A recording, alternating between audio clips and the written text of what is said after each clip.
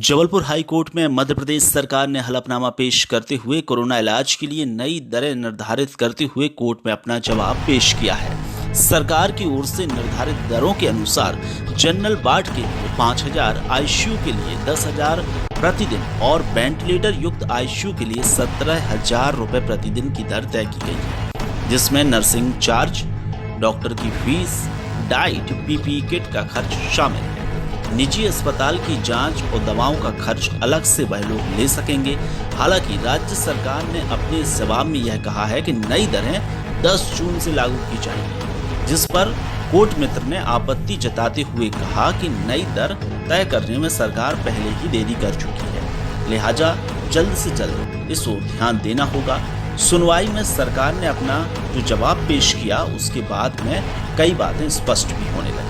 जिस पर हाईकोर्ट ने सरकार को बड़ी फटकार लगाते हुए पहले यह भी कहा था कि मरीज का दर्द और कोर्ट का दर्द सरकार इस तरीके का जवाब देकर बच नहीं सकती। हाईकोर्ट ने तल्ख टिप्पणी की, जिसके बाद निजी अस्पतालों की लूट भी सामने रखी गई। गरीब आदमी अपना सब कुछ बेचकर, गिरवी रखकर जिंदगी की जंग लड़ रहा है और सरकार का उदासीन रवैया बर्दाश्त नहीं किया जाएगा।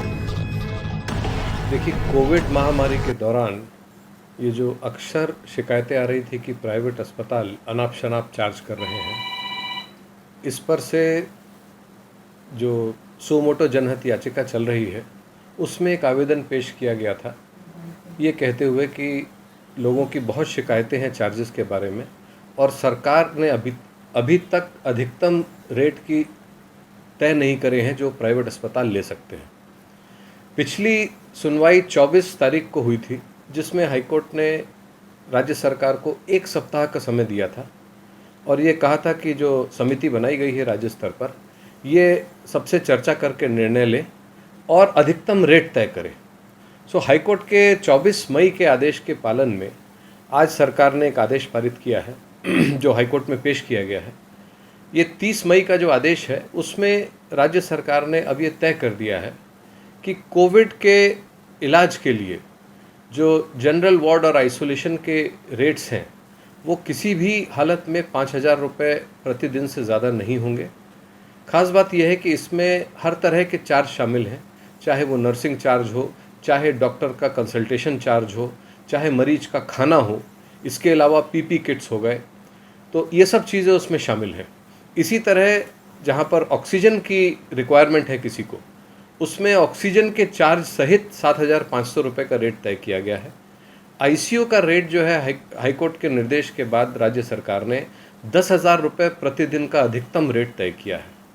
और अगर किसी को वेंटिलेटर की ज़रूरत पड़ती है तो उस मरीज को 7,000 रुपये अतिरिक्त देने होंगे। इस तरह आईसीयू वेंटिलेटर के साथ जो है वो 17,000 रुपये अधिकतम तय किया गया है और ख़ास बात यह है कि इसमें करीब करीब हर तरह के चार्ज शामिल हैं, सिवाय जो हाई एंड मेडिसिन हैं, दवाइयाँ हैं, उनको छोड़कर बाकी डॉक्टरों के चार्ज, जो इन ड्यूटी डॉक्टर्स हैं उनके चार्ज हो गए, ऑक्सीजन हो गया, नेबुलाइजेशन हो गया, पीपी किट्स हो गया, खाना हो गया, सब मिलाकर इस तरह के सरकार ने 4 रेट तय कर दिए हैं। तो अब इससे होगा ये कि कोई भी अस्पताल इन रेट से ज़्यादा चार्ज नहीं कर पाएगा मरीजों से।